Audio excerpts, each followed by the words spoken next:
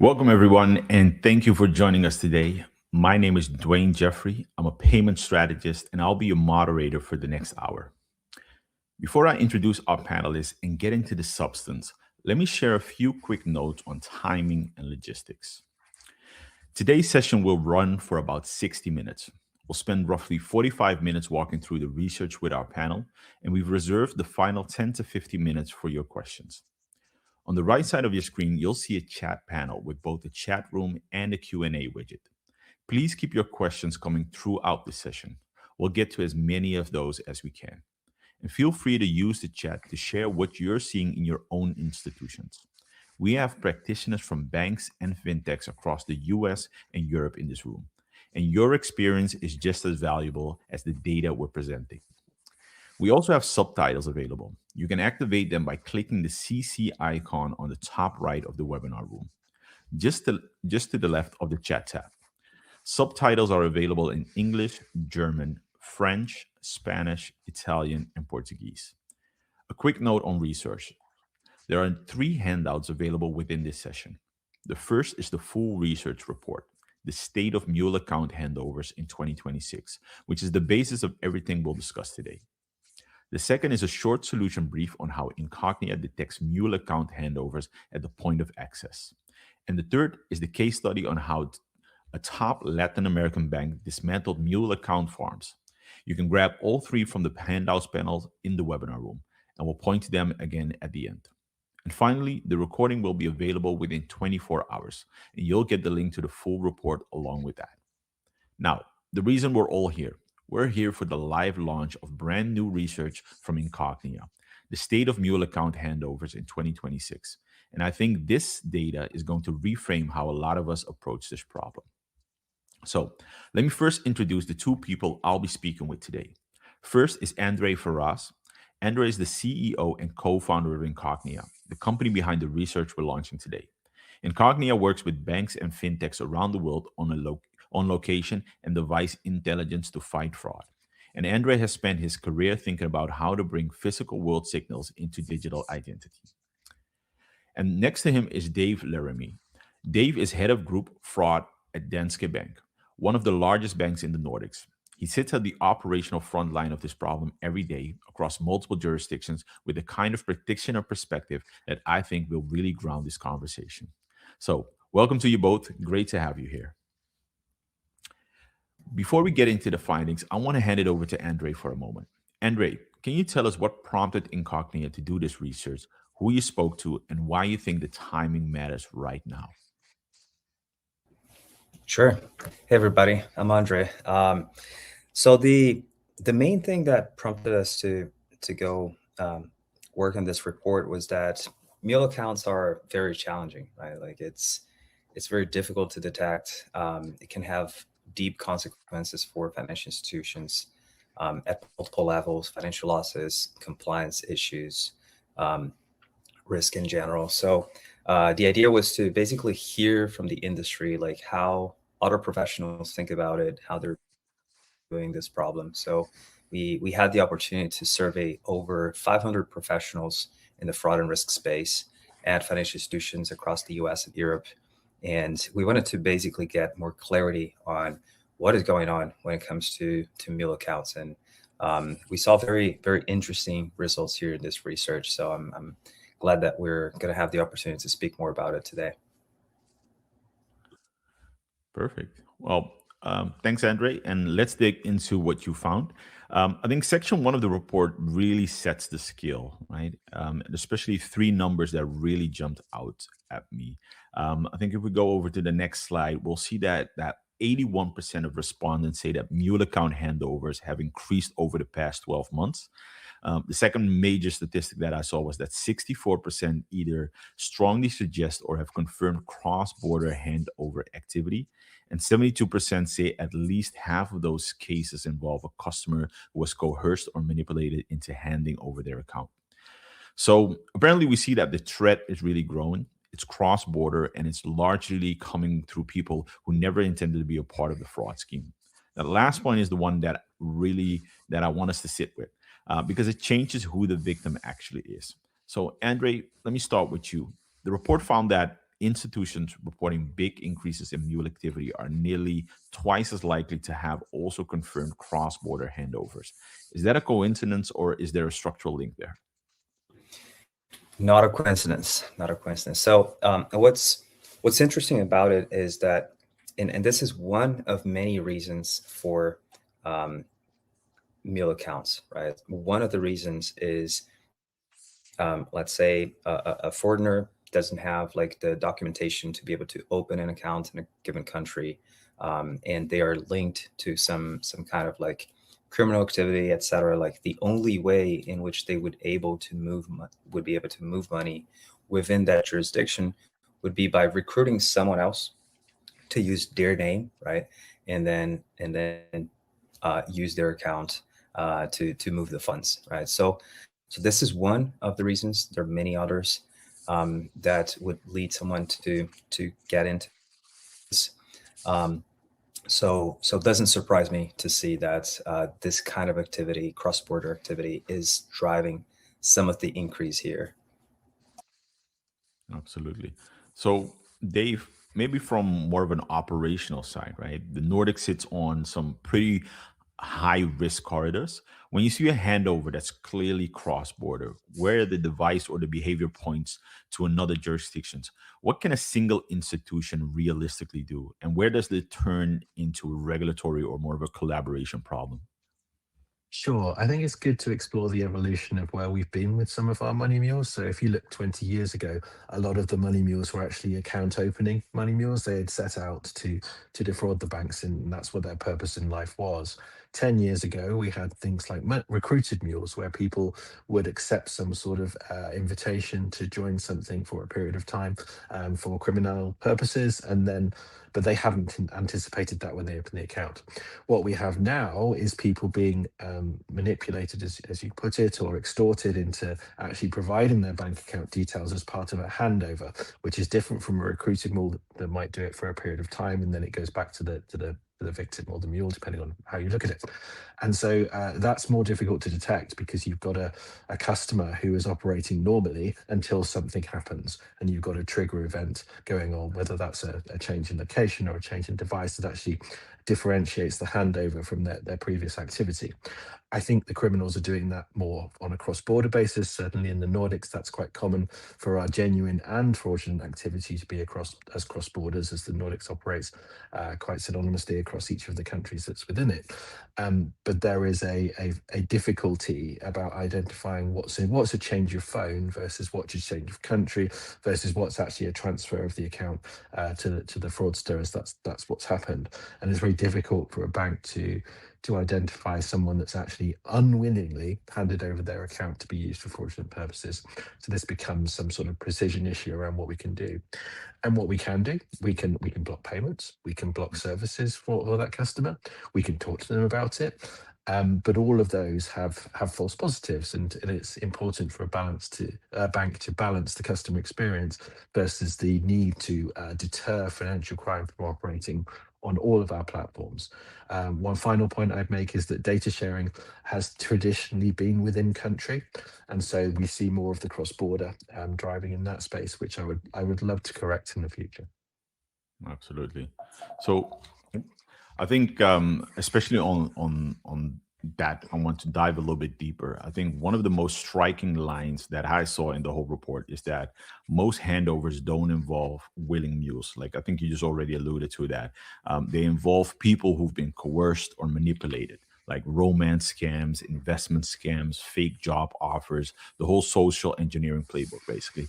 So, what does that reframe actually mean for how a bank treats the account holder when a handover is detected, Dave? And that's to me. So Yes, sorry, Dave. Yeah, yeah, sure. So we would have that discussion with the customer around what happened in that situation and try and understand what's going on there. We're often in a situation where someone who is in a romance scam, for example, may not think they're a victim, and then we speak to the mule who may be from a bank with a different, sorry, the victim might be at a different bank, or we may have both sides of the transaction where both sides of the transaction are lying to us. And it's because they might have been manipulated as a money mule, and are under the spell of the fraudster as the romance fraud victim, for example. So we have to try and work out what's actually happened. That's our first point of call.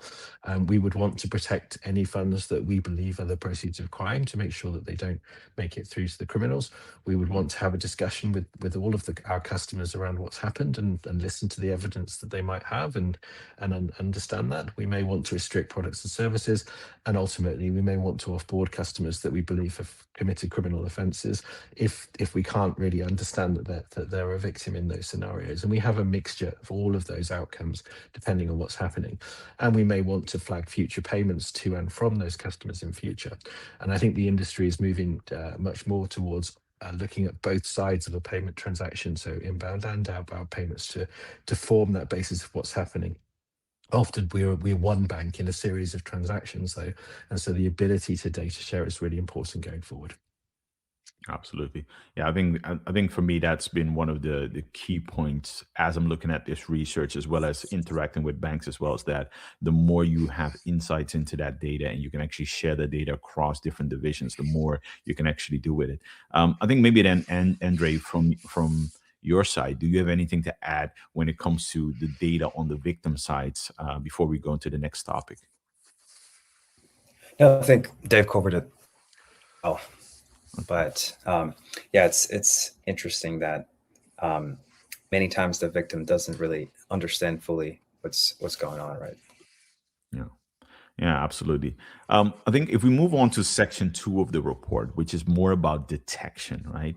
And honestly, this is the section that I think every fraud and risk leader in the audience is probably looking at very carefully. Only 16% of institutions catch Mule account handovers before any suspicious transactions occur. 83% are catching these reactively after suspicious behavior, after funds started moving, or in some cases, after the funds have already exited the institution. And when a handover is suspected, 51% restrict account access or payment capabilities as a first response. Now, let's hold that against what we discussed, right? Most handovers involve coerced victims. So that default response, restricting the account, is being applied to people who are already being exploited. I think this question is for the both of you, but maybe Andre, you can start with it. Um, Only 16% are catching these proactively. What is it about the architecture of post onboarding monitoring at most institutions that keeps that 84% in a reactive mode? What do you say about that, Andre? Yeah, I'd say the key issues here are that first of all, like many financial institutions, they treat the onboarding process and the authentication process completely separately, right? So sometimes it's like different teams that handle this. You have different vendors that handle each of these parts of the flow. You have different data signals that are analyzed in these moments. And by not having that many touch points between these areas, right, the vendors, the teams, the data, it's hard to connect the dots here, because essentially the challenge here is when the account is being created, everything is fine, right? Because it's the right person, but then this account is being handed over to someone else. But that other person has all the credentials to gain access to the account. So how do you really identify like there's something suspicious going on here? And we've seen that when we help our customers like connect these two flows, the authentication and the account opening flow, it becomes easier to surface this kind of activity and to identify it more proactively. Absolutely. And then, Dave, of course, you are focused a lot on the operations inside of the bank. What is your view on that? I think it's relatively easy to detect. It's not relatively easy to uniquely detect. And that's the problem that we have. Customers upgrade their phones all the time. Customers go to different countries all the time. I live in Denmark and I've been to Sweden and back today. And that's particularly normal in the countries that we live in. But am I going to upgrade my phone more than once? And what am I going to do after that? So it's looking at the behavior of what's going on the account after something else has triggered. I think it's probably in the medium risk area where we say allocation has changed, but because customers go on holiday all the time. It may be in the medium risk area where the device has changed, but have both happened and then have other higher risk events happened after that? Because I don't want to block a customer that simply changed location or changed device, for example. That's not going to help anyone. So it's looking for the elevation of risk over time that needs to fit into our detection systems and really sort of step in on the first activity that's outside our appetite as a bank, so that we can then investigate, work with the customer, assuming we're speaking to the customer, and build up on our knowledge from there and feed that back into our detection systems to get better every time. Yeah, absolutely. So I think maybe Dave, you're probably in a better position to answer that, right? 51% of the ones who have been served actually restrict access as a default.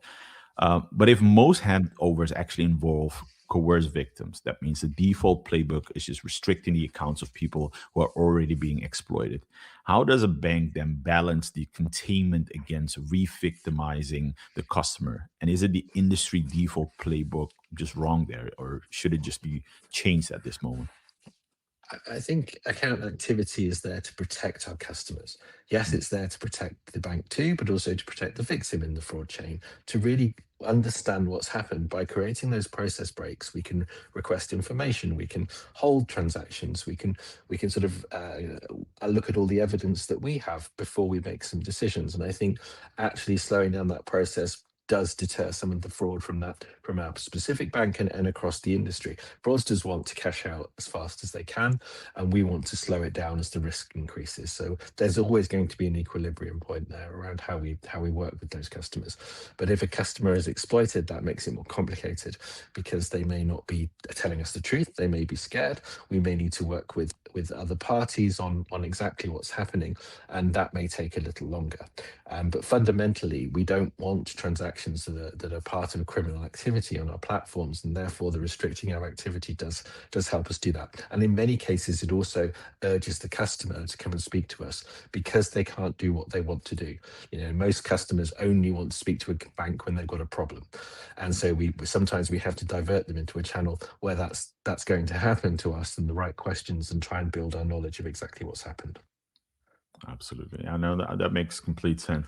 I think Andre, like if we look at some of the other statistics, right? The one thing that I thought was probably the most important argument in the whole report, and I would love for you to actually unpack it a little bit more. Device identity and location is widely used as a detection signal. But in the same survey, respondents also named those exact same two signals as the top causes of false positives, 28% and 24% to be exact. So you're essentially saying the industry has the right instruments, but the wrong resolution. What does low fidelity actually look like inside a production fraud stack today? And what does high fidelity replace it with? Sure. So I'll give a few examples here from recent tests that we ran with some financial institutions. So, for example, there's one that's going on right now with a fairly big bank. They have 23 million monthly active users on their platform, and they were they thought that their device ID was failing. And when we ran the test, we saw a case of a single user, for example, in which their device ID has changed over 30 times in only a week. Hmm. And it was still the same device. When we were seeing that on our side, it was still the same device. So basically, that led to basically that user having to like re-verify their identity at each of those device ID changes, etc. Like created a lot of friction, etc. But this shows like how fragile some of these signals can be if they're like not the best in class, right? And when that's the case, it becomes very difficult for you to distinguish between like, oh, this user, as Dave was mentioning, was like just upgrading their device, for example, or is this an account takeover, or is this an account handover, right? If you don't have a stable device ID, that high false positive rate can lead you to like spend too much time and energy pursuing the wrong things, right? So that's the first layer, is like having a stable device ID that doesn't change over time, that is resilient to multiple forms of manipulation that fraudsters employ, such as, for example, wiping the data from the device, reinstalling the apps, resetting the device to factory setting, cleaning up the cookies on a browser, right? So fraudsters do these things frequently. They usually have like residential proxies and VPNs, etc. So when you combine all of these evasion tactics, this could lead to a device ID change. So having something that's really sticky, that's stable, that is resilient to these changes is very important. And the same applies to location data, right? The majority of the financial institutions right now, they rely on two types of location data, which are not really the most adequate for these use cases. The first one is IP addresses, right? So you would capture the IP address of the user, and then you would try to locate that device. But the resolution is not that great. Depending on like the network infrastructure in a given place, it may point to a different city, a different state, a different country even, which would be a problem. And the other thing is that it's very easy for a user or fraudster to change the location of their IP address, right? They can use a VPN, they can use a proxy, etc. And this doesn't necessarily mean fraud, right? Lots of users just use VPNs because they want to have an extra layer of privacy here. So just detecting a VPN is not enough. So that is one issue when it comes to IP. The other, GPS. GPS is also extremely easy to fake, right? You can use a fake GPS.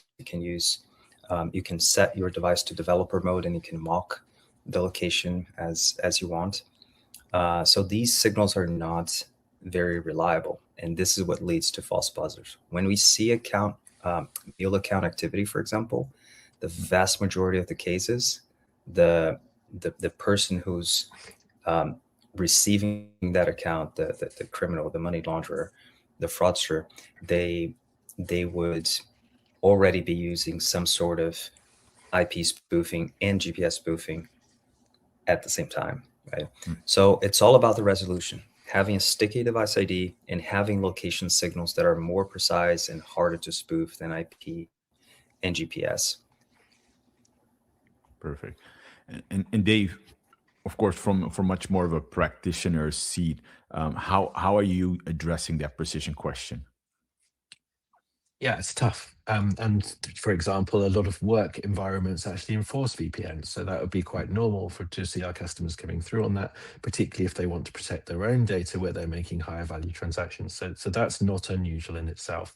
But having, the device that's actually changed 30 times in a month, that's highly unusual. So we can look for signals like that, for example. But it is that activity tracing of what have you done as a customer previously, and what are you doing now? What's the escalation or de-escalation of the risk from the medium risk activity that you see? And if you're using spoofing services, then there may be good reasons for that, but it's more likely than not that something else is going on there. And I think that's where we need to sort of look at all of the signals that we have together, combined with the transactional activity, combined with the customer activity, to try and build a picture of what's going on and step in at the right moment. We've also got to have realistic questions to ask customers at the points in time. So to ask a customer, have you just upgraded your phone, is a bit of a pointless discussion, I would say. So we actually need to have a series of things that we want to investigate with the customer, where their feedback and their decisions make impact on what we want to do next as a business. And I think some of the sort of AI activity that we see in the future can help ask questions of customers of what's going on, to try and explain the situation to the bank, so that we can understand the plausibility of that, we can understand the risk of exploitation, we can look at the activity of the customer through all of our banking services, to build that complete picture. Fundamentally, we don't want our customers to be exploited, and we should have controls and checks in the way that we manage our fraud processes, to consider that as one option of what's going on, to protect victims and people that maybe are handing over their accounts to fraudsters at any point in the process, to stop something happening before it becomes a criminal offense. Absolutely. Yeah, I think especially that's fascinating. Of course, this webinar isn't about the use of AI within that, but indeed, how do you leverage AI not just on uh, um, productivity side, but especially also on how do you interact with customers and extract much more information out of that. I think it's fascinating to see how that's already developing and how that will continue to develop. So I want to bring us into the last section, right? Section three, looking forward. I think the good news is that the industry knows that it has a problem and is planning to do something about it. I think in the next slide that we have, we said 78% of respondents say that improving Mule account handover detection is a high or a top priority over the next 12 months. 51% plan to invest in AI and machine learning to address this. So the question isn't no longer whether the industry will spend; it's whether the industry will spend it well. So, Andre, I want to start with you. The report points out that regulatory guidance on behavioral and location signals is still pretty vague. How should a fraud or a risk executive in our audience think about the trade off between waiting for regulation to crystallize versus moving proactively? Yeah, well, I'd say mill accounts can lead to pretty significant issues for the organization, like regardless of the current recommendations and guidance around like what to use to prevent it, right? So I think like taking a proactive approach here and experimenting with like new technologies, new data signals is always a good practice. Not waiting for the regulators to come and define what you need to use. I think it's important because sometimes these things like just take too long, right? And the bank cannot be in a position which they're like enabling this um, while they wait. So hesitating here on taking action, in my opinion, is not a good option. Um, and particularly when it comes to like behavioral signals, location signals, etc. Like um, many times, if you don't have it and you don't have the visibility, you can't even measure the scale of the problem. So, for example, we had another financial institution that also decided to test like what would be the impact of leveraging location signals to detect this kind of activity. And we found a single instance in which we've identified an apartment in which we saw 200 devices, and these 200 devices were accessing over 4,000 accounts, and each of these accounts were related to users who lived in completely different locations, right? So it was just impossible for that to be normal behavior. First of all, you're not going to have 200 people living in the same apartment. It seemed to be a fairly small apartment. And second, each of these individuals were also accessing 20 accounts, right? So and this was all within the same financial institution. So basically, like without that and before that, the financial institution didn't even didn't have an idea about the scale of the meal activity on their platform, right? So sometimes it's not just waiting for the regulators. Sometimes it's like just an important tool for you to diagnose and assess the size of the problem. Absolutely. So maybe Dave, just thinking from this from much more of a buyer's type of seat, where's the biggest risk of a bank spending badly on mule detection in 2026? And what's the kind of investment that sounds strategic on the slide but won't actually move that 16% number? Yeah, and I think it is good to see where the regulators are going, but we absolutely shouldn't wait for them as an industry. For example, we're already 50% liable as a beneficiary bank for authorized push payment scams in the UK. And so we need to have those controls and checks already in place. And we see with PSD3 or PSR, depending on what you want to call it today, but that is going in the same direction, where we will have the liability if we don't have the right controls and checks in place on both sides of the transaction. And I think that's right.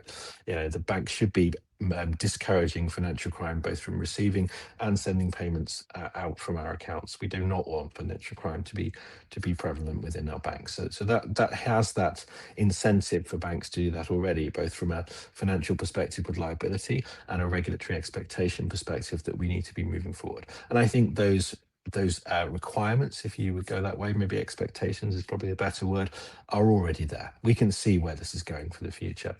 We can see that that's cross EU for most things as well, which I think is sensible. And if we have that worldwide, then so much the better. I think we kind of set ourselves up for that for the future.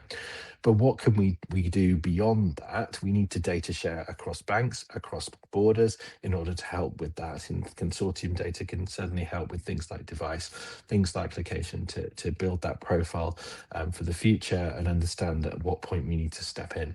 So building those controls is always tricky, because fraudsters will immediately find ways around it, but we need to have the same level of detection, at least on outbound versus inbound payments over the coming years, to be able to prevent that becoming either a honeypot for mules, which none of us want, or a honeypot for victims, which is not attractive either for any banks. We've got quite a lot to do to build that investment. I don't think necessarily any investment in this space is bad, but it is multi-layered. So you won't see any single investment in any single product remove the problem altogether.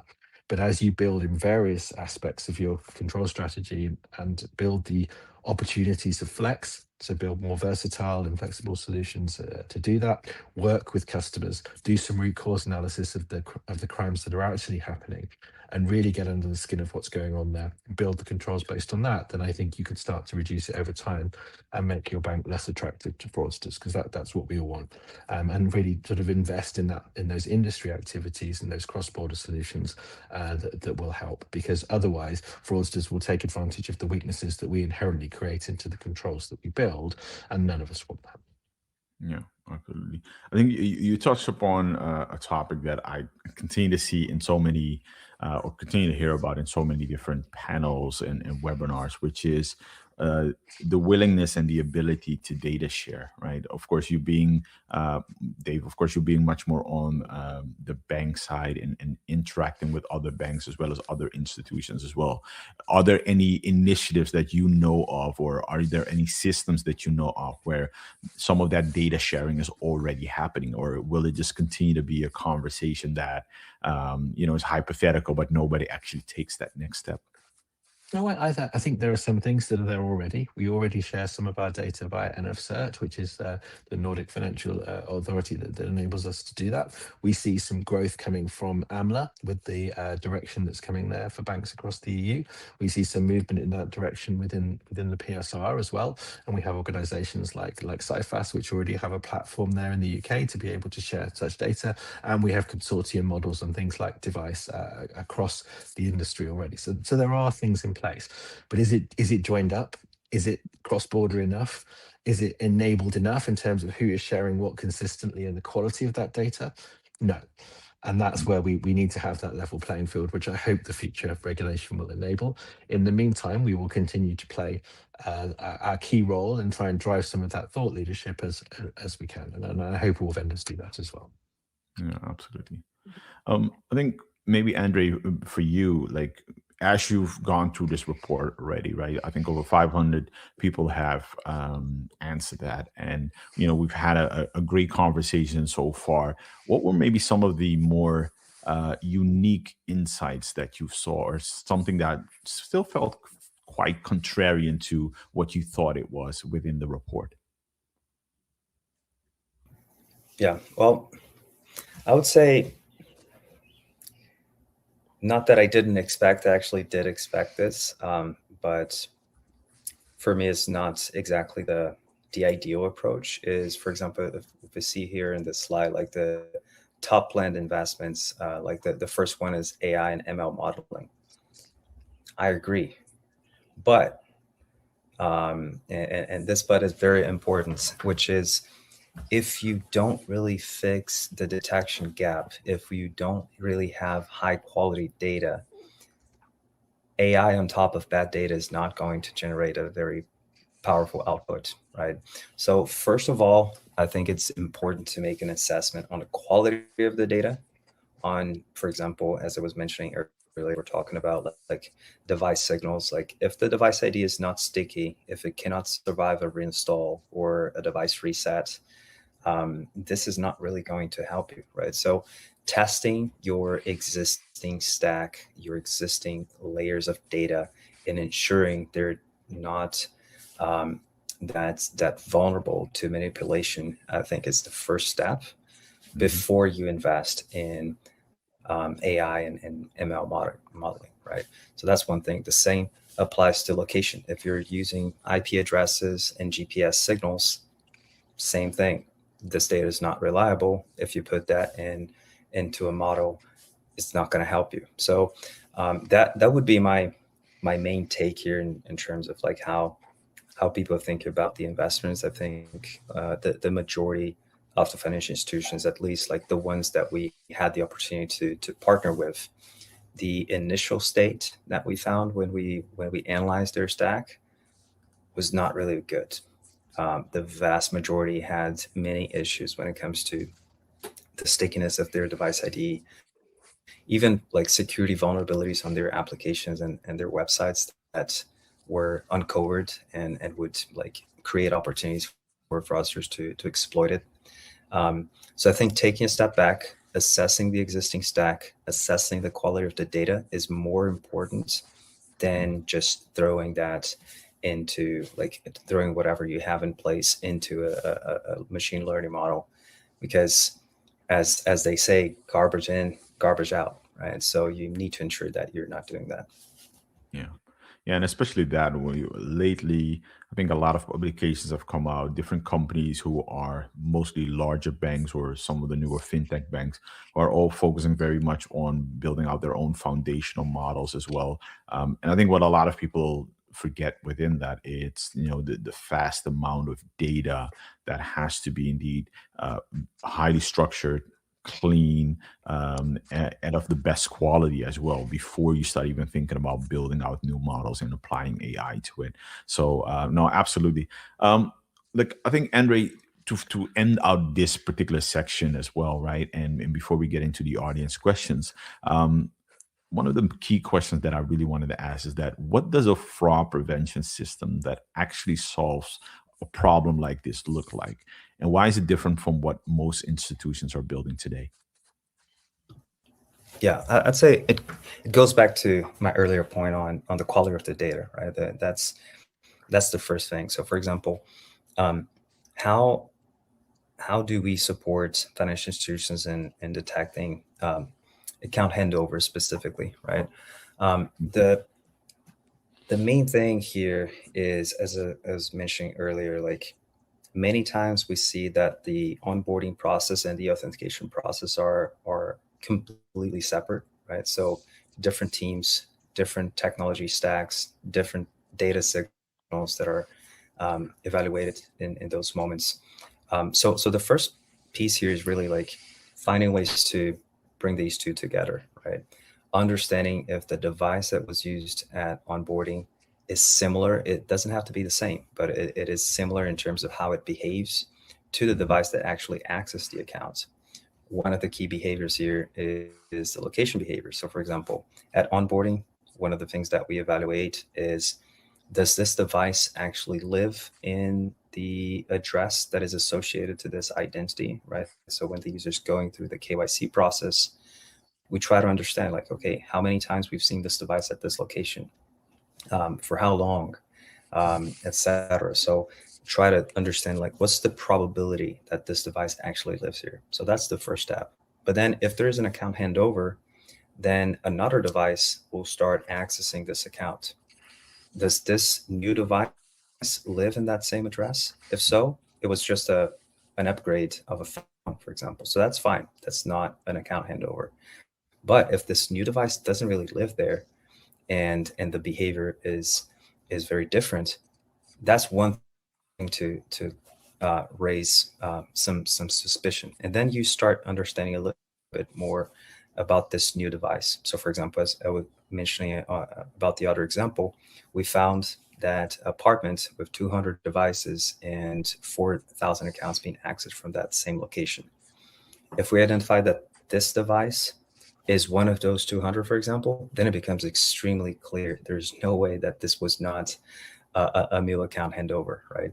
So you have to analyze like the journey of that account and look at um, the whole story here versus having just a point in time check. It's like, okay, at onboarding, it's all good. This user can move forward. And then there's a separate team and a separate stack to authenticate this user going forward. These teams and these stacks have to be talking to each other, and the behavioral signals have to be shared between them. I'd say that's the main thing that needs to be addressed to detect Mule account handovers with more effectiveness. Absolutely. Okay, perfect. So, I think before we open it up to the audience, I want to do a quick lightning round. One sentence each, both for you, Andre, and then Dave. Maybe first starting off with Andre. What's the single change someone in our audience should make by the end of Q2 based on this report? First of all, ensure the precision of and the quality of the data that you're using to detect this. Perfect. And then Dave, what about you? What do you think is the single change someone in our audience should make by the end of Q2 based on this report? To understand the categorization of the mule, was it set up as organized crime, for example? Was it recruited with someone that willingly joined a part of a scam, even though they may have been deceived about what the outcome was? Or actually, are they being exploited? Because I think that third category isn't necessarily populated as much as it should be. And this research shows that. Perfect. So great. I think now we can go over to our Q&A. If you've been holding a question, feel free to drop it in the Q&A panel on the right side of your screen right now. And while you're typing, I encourage everyone to scan the QR code on the screen so that it will take you directly to the full report, which goes a lot deeper than everything that we discussed today. Again, it's the full report with all of the information and all of the details in there as well. I see we already have a couple of questions, so I'll try to see if I can address this to the right person, or maybe the both of you can chime in. I think we have one question that says, "This seems to assume an account is 100% dirty. But how many cases are there where there's a mule activity that's less than 100% of the traffic?" Maybe I think, Dave, maybe a good one for you to start with. I think it might be 100% dirty from the time that the criminal has actually been handed over the account. But there will also be genuine transactions that are hangovers, for example, set up recurring transactions that the customer may have done, outstanding authorizations that will be settled. You don't know exactly who has access to the device versus the card, for example. So it's perfectly possible that you have those clashing of some genuine and some fraudulent transactions, depending on who is in control of what. And that makes banks' lives harder because we need to understand what is and isn't part of the crime. Yeah. Yeah. What about you, Andre? Like, do you see that as well? Do you see that those accounts are 100% dirty the moment it's handed over, or do you see other patterns in your data as well? Yeah, we definitely see like some legitimate transactions coming from these accounts that were handed over. It's hard to distinguish. Like if it's a transaction that's like purely online, it's a little bit easier. But for example, as Dave was mentioning, like sometimes it's with the card, and the card could have been handed over as well, right? So it becomes harder to distinguish. So I think one important concept to keep in mind here is that whenever an account handover happens, you should consider that account as a compromised account. What you do with it, the way you handle it, if you block access, if you block specific transactions, if you block specific devices from gaining access to that account, that's like each bank is going to have a different policy on how to handle it. But it's important to define that this is a compromised account and you should do something. Absolutely. I think we have another question. Is this issue getting complicated by open banking, i.e., with third-party processors being the front line rather than the bank? I think maybe, Dave, that's a good one for you to start with as well.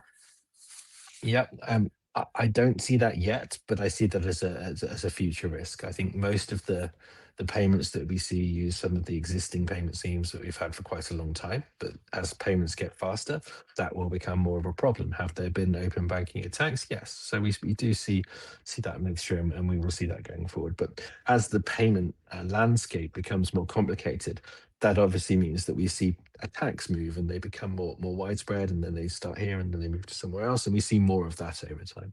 And open banking is definitely a vector, but I don't see it as a root cause of the problem that often. Mm.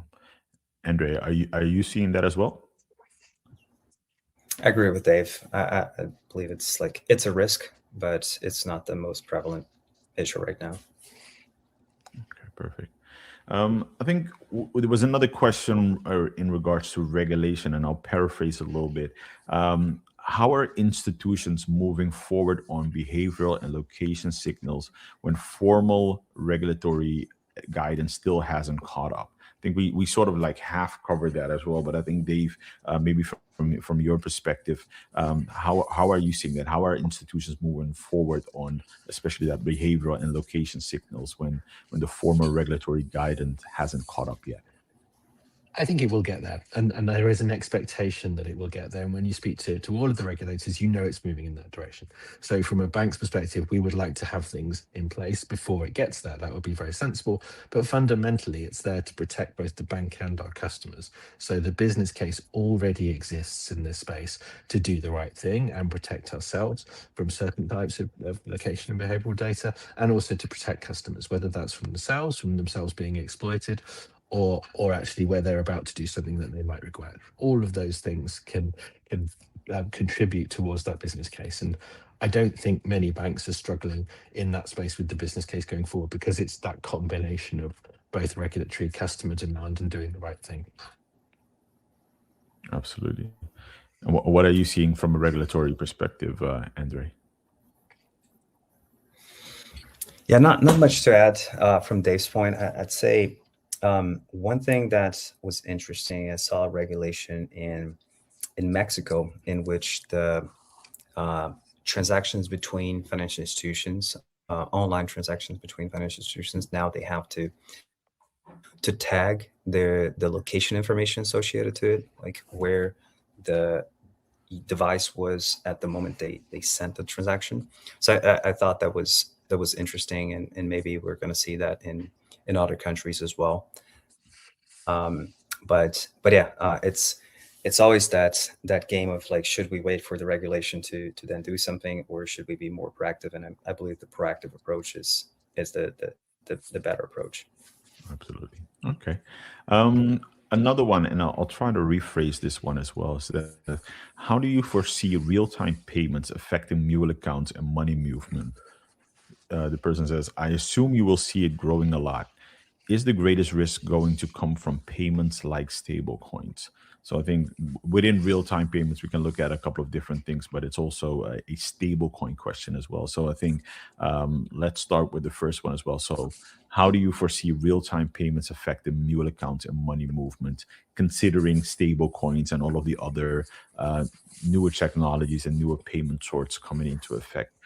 Maybe a good one for you to start with, Andre. Yeah, well, we do operate in some markets in which real-time payments are quite prevalent. I'd say right now the two markets in which um, already the majority of the financial transactions occur on real-time payments rails are India and Brazil, right? So the volumes of UPI and PIX are incredibly high, and in some cases they're like higher than like in Brazil, for example, the PIX is already bigger than the combination of debit, credit, and cash transactions. So it's huge. It's already by far the biggest um, type of payments that occur in the country. And for sure, it has accelerated the activity around Mule accounts. To give you a sense, we recently also started working with another financial institution in which we saw that over 4% of all the accounts that were being created on that financial institution were handed over within 3 months. So that's a pretty massive number, right? Um, and and basically, like, by observing these behavioral signals and device signals, we were able to identify and help them address those accounts. But for sure, like, real-time payments creates an incentive for this activity to accelerate, because at the same time we saw a pretty significant increase in scams, specifically app scams, right? So if it becomes very easy for you to move money, you're going to see more scams, because like you'll be able to cash out more easily and with more certainty. And that's also going to drive an increase in Mule account activity, because you have to send this money somewhere, right? So yeah, for sure, this is going to accelerate the activity. But the good news is that there are tools to fight back and detect these things. But for sure, it's something to keep an eye on. Absolutely. And Dave, I don't know, are you already seeing some of that activities as far as stable coins and of course all of the other real-time payments as well? Are you already experienced those in your bank as well? Yeah, being slightly controversial, I don't really understand the kind of concept of real-time payments being a new thing. Faster payments happened in the UK 20 years ago, and that has been a kind of thing that we always base our fraud detection on. If you're not operating in real time already, then you're pretty much dead in the fraud industry. So I think that we have to move forward with that concept that we expect payments to be real time. On stablecoin, I think we need to make sure that we have the same level of control and the same level of treatment strategy that we do have for instant domestic payments and coming down the track instant foreign payments, as we do. So they need to be arguably linked to the same platform, to the same strategies, and the same level of control framework. That we don't rush things just because we think something is new and shiny, and make sure that we have the right control framework in place that mirrors the level of risk that we're prepared to accept as a bank, as an industry, and move forward from there. But real time payments are not new. Got it. I think one of the answers that you gave regarding Mexico, Dave, I think came back with another question, and I'll try to rephrase that as well. On Mexico, does life get more complex given the U.S. executive order designating cartels as terrorist organization? Does that shift the framework towards sanctions and stricter liability rather than the traditional AML risk-based approach? I don't think it was me that mentioned Mexico, so Oh, I'm going to sorry. dive out of that one. Sorry, Andre. Sorry. Yeah, that was me. Well, first, quick comment on what Dave said about real time payments. Totally agree. It's weird that, like, here in the US, it feels like the payments ecosystem is still in the 90s Yeah. when it comes to, like, how slow payments move. But totally agree with you. Like, real time payments is not really a new thing. In regards to Mexico. I'd say not exactly like this. I don't see these executive orders like really affecting how like sanction evasions and like AML checks really change. Um, I think it's just like continuing to reinforce the controls, continuing to ensure that the KYC and AML processes are well set. But I don't think it creates any major shift in strategy and how to handle these things. Got it. Okay, perfect. I think we're almost coming up to the end of it. So I think maybe a question that I'll have for the both of you to finalize it before I go into the final things is that if we would run this same survey 12 months from now, what's the one number you each want to see move and by how much? Maybe Andre, why don't you start? Well, What would be that one number that you want to see really move and by how much? yeah, I would say that 81% number of respondents said that they're seeing an increase in mobile activity. Like, that one for sure. I wanted to see actually the opposite, right? I wanted to see 81% of the respondents saying that they saw a decrease in mule activity. And it goes back to, like, upgrading their stacks, bringing together the onboarding and authentication flows, integrating the data signals, ensuring that the data quality is higher and the data is precise. I think if we take these steps, we're certainly going to see that shift, but we have to make it happen. Absolutely. How about you, Dave?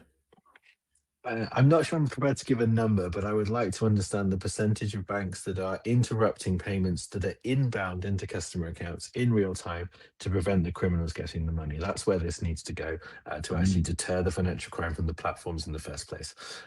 But different banks would have different risk appetites and different customer demographics on that, so the numbers will vary. So, not prepared to cite a number on that one, I'm afraid, but we're all moving no, in the same direction. yeah. Well, it would be good to see more banks actually actively taking action on that particular point. Yeah, Exactly. absolutely. I fully agree. So I think we're at time. So let me try to wrap this up for us. A few things to take away from today. First, Mule account handovers are growing. The cross-border, and most of them involve coerced victims, not willing participants. That should change how every fraud team thinks about both detection and response. Second, only 16% of institutions catch this proactively. The default of restricting account access is in many cases punishing the wrong person. The industry has an opportunity to do better. And third, the signals we need are already there. Device identity and location are the right instruments. The work ahead is about precision, continuity, and weaving signals together, not just bolting more AI on top of imprecise data. If you want to go deeper, scan the QR code on the screen or check out the handout panels in the webinar room. There are three resources waiting for you: the full report, a short solution brief from Incognia on detecting handovers at the point of access, and a case study on how a top Latin American bank dismantled Mule account farms. It's definitely worth your time. A huge thanks to Andre from Incognia and Dave from Danske Bank for sharing your time and your expertise today. This was a really substantive conversation. And thank you to everyone in the audience for joining us live. The recording will be available within 24 hours. Everybody, have a great rest of your day and take care.